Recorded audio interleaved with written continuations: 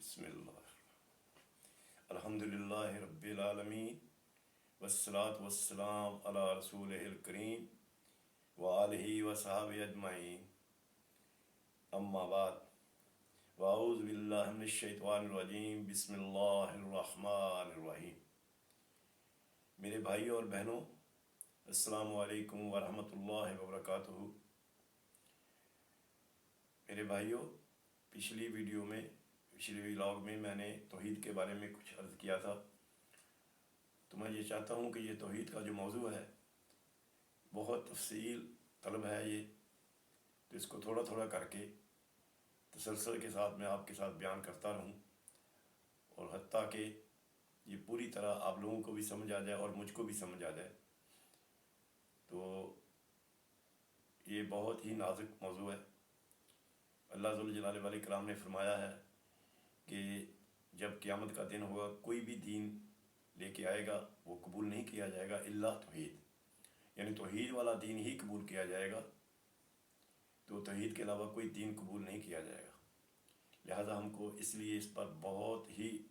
شدت کے ساتھ غور کرنا چاہیے کہ یہ رب العالمین نے اتنی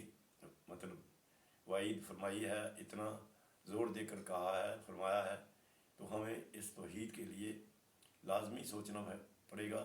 لازمی سوچنا چاہیے کہ یہ توحید اللہ رب العالمین کی کیا ہے، اللہ تعالیٰ کی توحید کیا ہے۔ اللہ تعالیٰ کی کتابوں پر ایمان لانا، اللہ تعالیٰ کے رسولوں پر ایمان لانا، آخرت پر ایمان لانا، اور ہر وہ جو اچھائی اور برائی آتی ہے اس پر یقین رکھنا کہ وہ اللہ ہی کی طرف سے ہے۔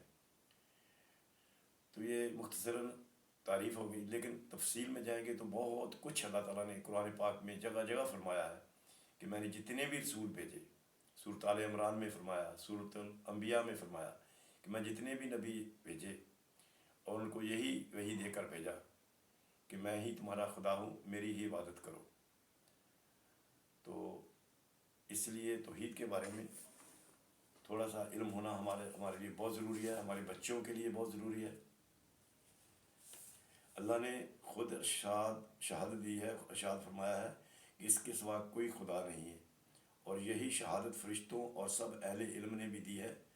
اور وہ انصاف پر قائم ہے۔ یہ سورۃ آل عمران کی 18 نمبر آیت کا ترجمہ ہے۔ جب علم توحید کا یہ مقام اور منزلت ہے تو ہر مسلمان پر لازماً فرض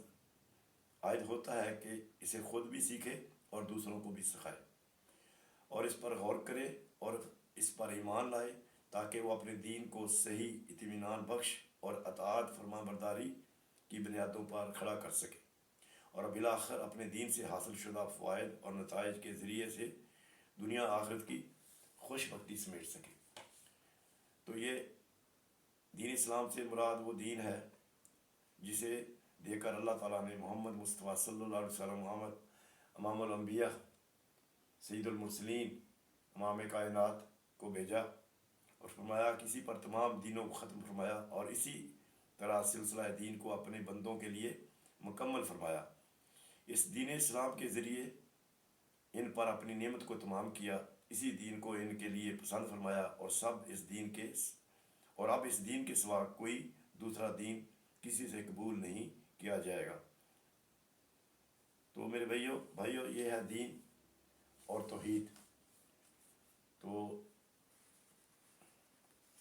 سب سے جو ضروری چیز ہے ہمارے دین اسلام میں وہ توحید ہے،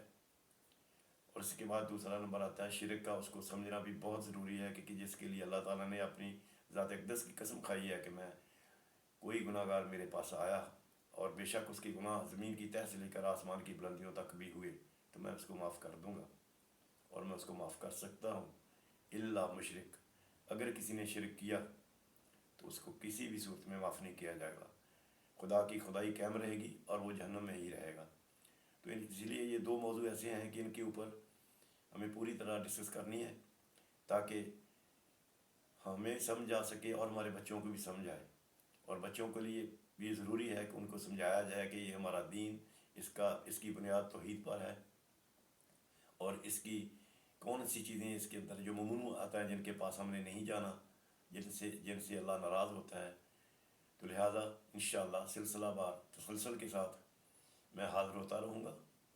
اور تھوڑا تھوڑا بیان انشاءاللہ ہم کرتے رہیں گے. تو اللہ آپ سب پر رحمت فرمائے، ہم سب کو اپنی پناہ میں رکھے، اور شیطان مردود کے شر سے محفوظ فرمائے. سبحان ربک رب العزت عما یصفون، السلام المرسلین والحمد للہ رب العالمین. تو اجازت چاہتا ہوں، انشاءاللہ نیکسٹ ویڈیو میں پھر دوبارہ اسی توحید پر بات ہوگی، تفصیل سے ہوگی انشاءاللہ. تھوڑا تھوڑا کر کے اس بات کو کنٹینیو رکھیں گے. اوکے بھائیو، السلام علیکم.